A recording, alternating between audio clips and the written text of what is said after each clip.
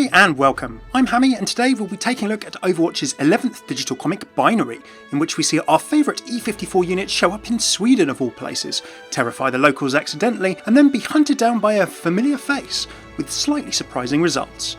We'll be taking a quick look through talking points and interesting bits of the comic in some analysis, along with a little light speculation on what new Overwatch story and lore we may have learned from it too. Suffice to say, this contains massive spoilers. The link for the comics in the description below if you haven't read it already, or head over to comic.playoverwatch.com or Madefire. Please read it first if you haven't already, and then come back to let me know your thoughts in the comments. Firstly, let's quickly summarise the story. We join our story in northern Sweden, where a teen couple are sneaking out after dark on a moonlit night. As the couple enjoy each other's company in the woods, seemingly close to either the coastline or a lake, a noise in the distance unsettles them, followed by the appearance of a rather familiar bird. As the Bastion we know and love surprises them, complete with octopus, starfish and all, the couple flee, with the story making the local news. As locals gather to discuss how to deal with the threat, a voice from the back of the room pours scorn on their plans to take out the Bastion with rifles. It's none other than TORBJORN. Saying that he knows the things inside and out, TORB volunteers his services to deal with what he sees as a broken bot. As TORB and a local police figure set up to help deal with the threat, we discover a bit more about why TORBJORN's such a Bastion expert. He actually helped in their creation before the First Omnic Crisis. As Bastion walks towards TORB's bait, Ganymede jumps on top of the supposed lure, with the policeman jumping out and opening fire. As Bastion retreats, an unusual action according to TORBJORN, the policeman decides to round up his fellow policemen to finish the job. Tracking down Bastion, TORB prepares to engage, only to see that Bastion appears to be helping yet more wildlife with their home building activities. As TORB tries to work out what's going on, the police return and attack, with TORB's attempts to reason with them to call off the attack unsuccessful. As the police refuse to let TORBJORN track the unit down, he decides to take matters into his own hands, with slightly sticky results. Finally, as TORB catches up with Bastion and takes the unusual Omnic under his wing, the two stroll off together, to destinations unknown.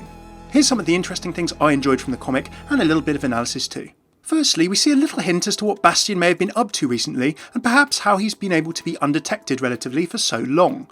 As our friend has presumably come out of the water near the wood where he stumbles upon the two teenagers, it gives us a way of knowing how Bastion's been able to travel somewhat unspotted for periods of time. This does beg the question though, he mustn't have been too far out to sea for too long at any one period, as otherwise Ganymede wouldn't have been able to follow him for any great distance.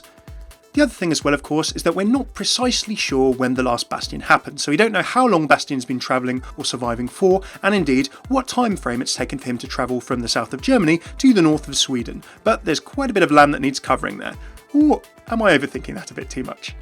Do let me know your thoughts in the comments. Secondly, we learn a bit more about TORBJORN's history with Omnics and with the Bastion unit specifically. Now, relatively recently, we've had a voice line between Zarya and TORBJORN where Zarya says, "The suffering of my people rests heavily on your shoulders, TORBJORN," and TORBJORN says, "Believe me, I don't need reminding." So, we never had any specifics on the reasoning behind that, although we could take a reasonable guess, and now we do.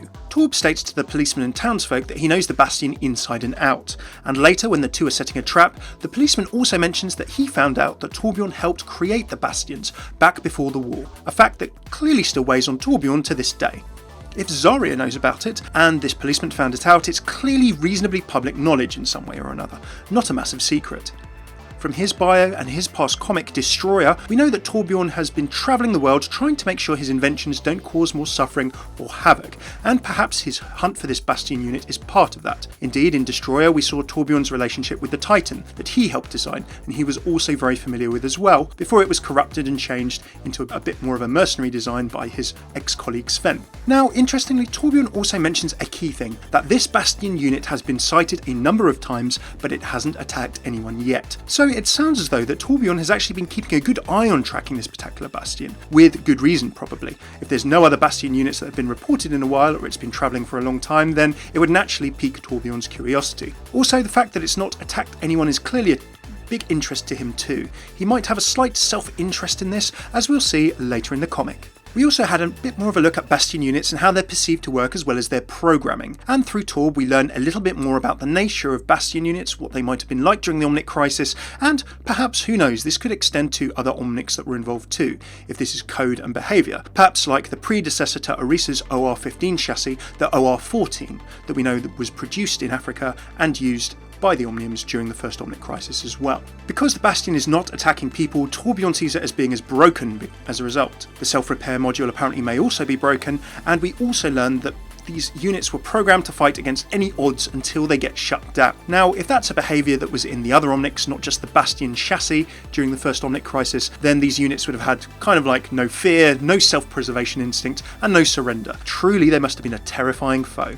While we're on the subject of nature, Bastion's current nature, there's a few changes from the last Bastion that we've seen as well, and indeed from that description that TORBJORN gave as to how Bastions used to act. In the last Bastion, we saw Bastion overcome or decide against, following the imperative of its attack programming. Now, we're not precisely sure, as I said, when the last Bastion was set. Perhaps it depends on the age of Ganymede, if this bird is not a descendant of the original. All Bastion's doing in this comic really is walking around and helping out animals, and in a nice touch, helping the beavers build a dam or nest with twigs is an echoing of the first learning that Bastion saw and learnt in the last Bastion, when we saw Ganymede moving twigs around and Bastion ultimately helping Ganymede with his nest. Bastion, quite the conservationist and wildlife enthusiast, is also examining flowers, offering one to TORBJORN, which I note that TORBJORN kind of keeps, and then investigates a squirrel, even as he's heading off with TORBJORN. Last but not least, it was interesting to have a think about TORBJORN and Bastion together and what the future might hold for them. As the two stroll off into the woods, with Ganymede flying overhead, we had a slight clue perhaps as to TORBJORN's motivations for taking Bastion under his wing earlier in the comic. When he's talking with the policeman, trying to convince them to spare this Bastion and let him take up the search, Torb actually mentions this Bastion is different, and if it can change, with a pensive look and an unfinished sentence, much like the pensive look he had when the policeman mentioned that he knew that TORBJORN was part responsible for the Bastion unit's design. Torb's part, still to be more deeply defined in the Omnic Crisis, clearly still weighs heavily on him. We know that he was involved in the design of the Titan, now the Bastion as well, so two units that were kind of figureheads, big symbols of the Crisis that strike fear into people to this very day, he is kind of involved with. It feels like Torb, in the process of trying to atone for his actions, feels like Bastion might hold some answers. And Bastion also appears to be forcing TORBJORN to confront his feelings about Omnics, and perhaps his old fears about artificial intelligence. As Bastion has been able to show some compassion and kind of a peaceful and benign nature, TORBJORN's got a bit of thinking to do, and who knows, maybe Bastion can help him find out the answer to whatever's causing the second Omnic Crisis that Atlas News is citing as happening in the Overwatch world right now. Either way, Bastion's next introduction by TORBJORN to anyone human should be an interesting one. I can't wait for that. Thanks very much for tuning in to this analysis of Overwatch's binary digital comic. If you like this video, please hit that like button below, subscribe and comment with what you thought of the comic, what you think might happen next for Bastion and TORBJORN, and anything you'd like to know about the Overwatch lore. I really appreciate hearing what you all think. I've actually analysed all 10 of the other Overwatch comics, all of the animated shorts, lore sources and more, so if you'd like to see more about the story and world of Overwatch, do check out the playlist I've linked below. My regular series of Overwatch hero interactions, lore and voice lines, Easter eggs, map lore, and so much more are all on this channel too. Until next time, I've been Hammeh, take it easy.